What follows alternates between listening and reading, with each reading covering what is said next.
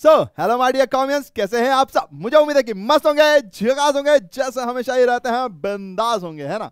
अब निको भैया हैं, इस बार क्या लाए, तो इस बार मैं आपके लिए काफी इंटरेस्टिंग टॉपिक है, मैंने कॉमर्स में एडमिशन क्यों लिया, ये लेकर आया हूं। काफी हंसी भी आ जाती है क्योंकि मेरा कॉमर्स में एडमिशन लेने का वही बचकाना रीजन है जो मोस्टली लोगों का शायद होता ही है।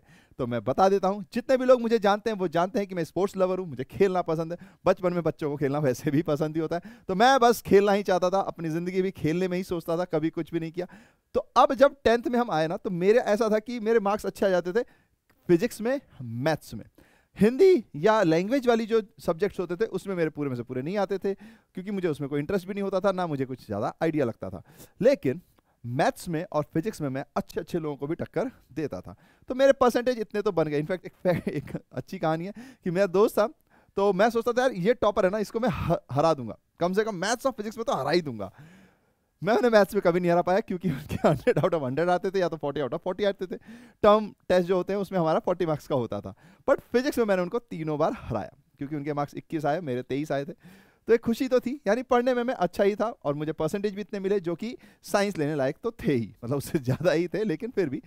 तो मैंने सोचा कि यार पहला प्यार तो साइंस नहीं है, पहला प्यार तो खेलना है, अब क्या किया जाए। तो हम दुविधा में फंस गए। तो मैंने अपने एक दोस्त को बताया कि यार मुझे ना ज़्यादा पढ़ना और ज़्यादा लिखना बिल्कुल भी पसंद नहीं है, कॉपीज़ बनाने के हमने इतने सारे बहाने बनाए हुए हैं, तो अब क्या करें, है ना। तो फिर उसने कहा ठीक है यार, कोई बात नहीं, मैं सोचता हूँ। फिर उसने कुछ पता करके बोला कि कॉमर्स बहुत अच्छी है, आर्ट्स में बहुत लिखना पड़ता है, साइंस में बहुत ज़्यादा पढ़ना पड़ता है, मोटी मोटी किताबें, कॉमर्स बहुत बेस्ट है यार, अपन यही करते हैं। तो मैंने कहा ठीक है भाई, कर लेते हैं। पर एक सवाल आता है ना, अब्बा नहीं मानेंगे, यानी पिताजी हमारे नहीं मानेंगे। तो उन्होंने कहा कि नहीं, इंजीनियरिंग और ये साइंस ही ज़रूरी है, ये वो जो भी चलता है। तो मैंने अपने दोस्त को बताया, पता नहीं मेरा दोस्त इतना कॉन्फिडेंट कैसे था या क्या है, अब तो पता नहीं, हमारे ज़माने में फेसबुक नहीं था तो वो कहाँ चला गया, अदरवाइज मैं उनको जरूर मिलना भी चाहूँगा, मैंने खोजा भी है बट नहीं मिले, कोई बात नहीं, ठीक है। अब वो गए पापा जी को मनाने के लिए और 25 मिनट में उन्होंने मना लिया। पिताजी ने हमारे मान गए, कह रहे चल ठीक है, तू कॉमर्स ले ले, जो तेरे को सही लगता है तू कर ले। तो इस तरीके से मैंने कॉमर्स लिया था, यानी कि मेरा पहला प्यार था स्पोर्ट्स, स्पोर्ट्स और स्पोर्ट्स, फुटबॉल, क्योंकि मेरे जितने भी सर्टिफिकेट्स हैं वो सब फुटबॉल में ही हैं। तो यही मेरा प्यार था। तो प्यार में तो आदमी हमेशा ही पागल होता है, तो खेलने के लिए मैं इतना पागल था कि मैंने कॉमर्स ली थी सिर्फ इस वजह से। किस वजह से? लिखना भी कम पढ़े एंड पढ़ना भी कम पढ़े, ठीक है। तो इस वजह से मैंने कॉमर्स ली थी। मगर कहते हैं ना कि बच्चों का सपना तो बच्चों जैसा ही होता है, फिर जब धीरे धीरे बड़े होते हैं तो कुछ कुछ चीज़ें पता चलती हैं। यानी कि फिर मैंने 11th 12th पास की। उस टाइम पे मेरे दोस्त जो थे, क्योंकि सब लोग ऐसे ही होते हैं कि कम पढ़ते हैं तो कॉमर्स ले लेते हैं, तो होता है अंधों में काना राजा। तो इसलिए मेरे काफ़ी सारे दोस्त मुझसे पूछने आते थे, तो मैं उनको खूब सारा पढ़ाता था। उनको पढ़ाते पढ़ाते मैंने बहुत सारी चीज़ें पढ़ ली थी, है ना। अदरवाइज तो मैं पढ़ना नहीं चाहता था, पर मैंने पढ़ ली। फिर जाहिर सी बात है, क्योंकि अंधों में काना राजा है, आपके अच्छे परसेंटेज आ जाते हैं, तो फिर सब दोस्त कहते हैं यार तू सीए बनेगा भाई, तुझे सीए करना है, तुझे सीए करना है। तो जो जोश में फिर मेरी ज़िंदगी में आ गया, फिर जिंदगी में आया सीए कोर्स। और सीए कोर्स हालांकि फनी वे में मैं ये कह रहा हूँ फिलहाल तो, पर इसमें बहुत कुछ सीखा है मैंने। तो पहली चीज़ जो फनी वे है कि सीए कोर्स में आने के बाद भाई जोश जोश में आ तो जाते हैं, जितनी भी आपके पास नॉलेज होती है, बट फिर क्या करते हैं भैया जी, यहाँ पर मैंने सीखा कि फेलियर इज नॉर्मल। जब भी मैं किसी से बात करता हूँ, आप सभी से बात करता हूँ, मैं हमेशा बोलता हूँ कि मेंटल एस्पेक्ट पे अपने वर्क कीजिए, क्योंकि 12th तक आप कभी भी फेल हो जाओ ना, तो ऐसा लगता है जैसे जिंदगी बर्बाद ही हो गया, कुछ नहीं आता जाता हमें, हम किसी काबिल नहीं है। पर सीए कोर्स में आने के बाद मुझे पता चला कि यार फेलियर इज नॉर्मल। एक शायद 3 इडियट में एक डायलॉग है कि अपन फेल हो जाए उतना बुरा नहीं लगता है जितना बुरा लगता है जब दोस्त पास हो जाए। पर यहाँ तो सभी फेल हो रहे थे, तो मैंने कहा यार ये तो बड़ा ही सही खतरनाक चीज़ है।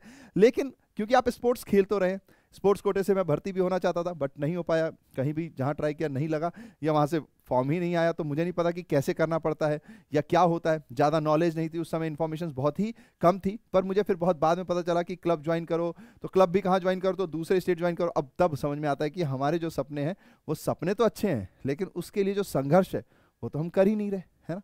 फिर तो मैंने कहा चलो यही स्टार्ट करते हैं, सीए में पढ़ना स्टार्ट किया, काफ़ी सारी चीज़ें की। तो धीरे धीरे वो बच्चा जिसका बेसिक पर्पस था कि भाई कम पढ़ना पड़े, कम लिखना पड़े, उसको यहाँ पे बहुत सारा पढ़ना पड़ा, बहुत सारे नोट्स बनाने पड़े, बहुत सारा लिखना भी पड़ा। हालांकि मेरा खेलना चालू था, क्योंकि खेल पहला ही प्यार था। तो जो भी है, मैं अपनी यूनिवर्सिटी से कैप्टन भी बना फुटबॉल में, मैंने काफ़ी सारे नेशनल्स भी खेले। मगर धीरे धीरे ये समझ में आया कि स्पोर्ट्स में वो चीज़ नहीं हो पाएगी, क्योंकि हम उस लेवल पे नहीं है, हमें पता ही नहीं है कि वो लेवल कौन सा है जहाँ से सिलेक्शन होता है। तो फिर हमें वापस पढ़ाई में आना पड़ा। अब कई बार ऐसा होता था कि यार सीए कर तो रहे हैं लेकिन उतना इंटरेस्ट नहीं जाग रहा है। इसमें मुझे ऐसा लगता है कि जो सबसे अच्छी चीज़ है वो है सीए के अंदर नॉलेज। आपको सीए के अंदर नॉलेज लेना बहुत ज़रूरी हो जाती है। अगर आप एक सीए को एज अ नॉलेज की तरह से लेंगे ना तो सबसे बेस्ट कोर्स है, मुझे ये फील होता है कॉमर्स के अंदर, या मुझे लगता है दुनिया के अंदर, बाकी क्योंकि और मैंने देखे नहीं है तो मैं ये कह सकता हूँ कि इसके अंदर मैंने देखा। बट मेरा इंटरेस्ट इसके अंदर नहीं आता। जब भी कोई मुझसे पढ़ने के लिए आता था फिर जाहिर सी बात है थोड़ा सा अपने खर्चे वर्चे भी चलाने पड़ते, तो मैंने ट्यूशन पढ़ाना स्टार्ट किया, कोचिंग्स में भी पढ़ाया। तो मुझे फील आया कि यार मैं पढ़ाते वक्त ना बहुत एक्साइटेड फील करता हूँ, वैसा ही फील करता हूँ जैसा मैं खेलते वक्त करता हूँ, है ना। तो फिर मैंने चूज किया पढ़ाना। अब कॉमर्स क्यों ली, किस लिए एडमिशन लिया, ये सब तो मैंने आपको बता दिया। पर कॉमर्स में ही मैं आगे क्यों बना रहा, किसी और चीज में क्यों नहीं गया, क्योंकि कॉमर्स इकलौती चीज है जो आपको दोनों एस्पेक्ट्स के बारे में बताती है।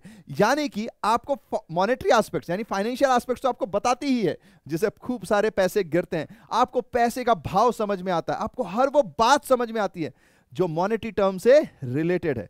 ऐसे ही मुझे भी समझ में आई, मुझे पैसों का हर चीज समझ में आने लगा कि यार कितना आसान है स्टॉक मार्केट, या फाइनेंस कितना आसान होता है, क्या क्या चीजें इसके अंदर होती हैं, कैसे एक सीए पैसे कमाता है, कैसे एक सीए टैक्स को कम करता है, लोगों के चेहरे पे खुशी लाता है। तो कॉमर्स ने मुझे कहीं ना कहीं एक खुशी, वो जो होता है ना एक्साइटमेंट, एनकरेजमेंट, वो सब दिखने लग गई। और कॉमर्स सिर्फ मॉनेटरी एस्पेक्ट से रिलेटेड नहीं होता है, कॉमर्स के अंदर आते हैं इमोशनल एस्पेक्ट्स। आप कहोगे हैं इमोशनल एस्पेक्ट्स कहां से भैया, बिल्कुल आते हैं। अगर आप इसको सोच के देखिए कि हम इक्वलिटी की बात करते हैं, हम बात करते हैं कि दोनों जेंडर्स चाहे जो भी सब कुछ बराबर है, लेकिन रियल लाइफ में ऐसा नहीं मिलता है। कॉमर्स के टर्म्स में आप देखिए आपको मिलेगा every debit has an equal and opposite credit. Commerce आपको यह बताता है जैसे एक एसेट्स होते हैं, एसेट्स उस दोस्त की निशानी है जो आपके लिए कुछ भी कर सकता है, वो है जो आपके बुरे वक्त में काम आता है।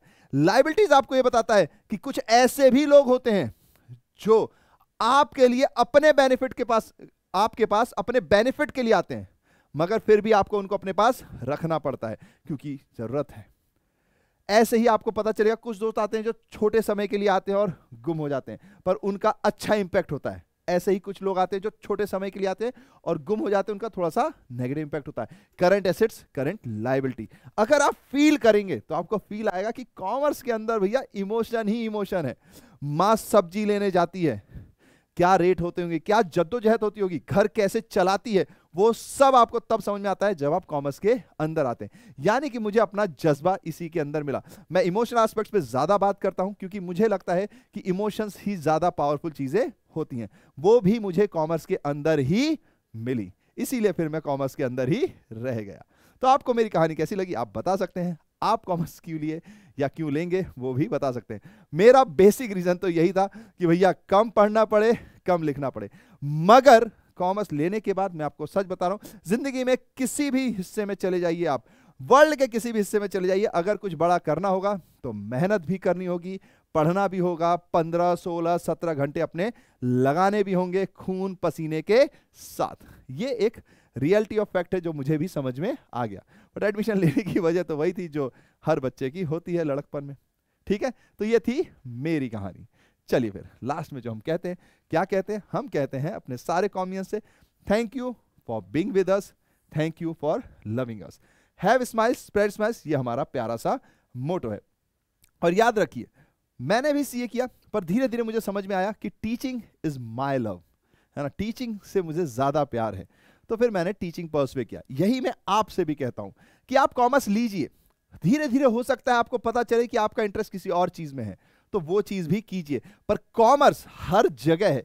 तो जो भी आप यहां पढ़ेंगे, आप कल किसी और चीज में भी जाएंगे तो वहां पर वो चीज 100% काम आएगी कहीं ना कहीं। तो कॉमर्स बोले तो दुनिया।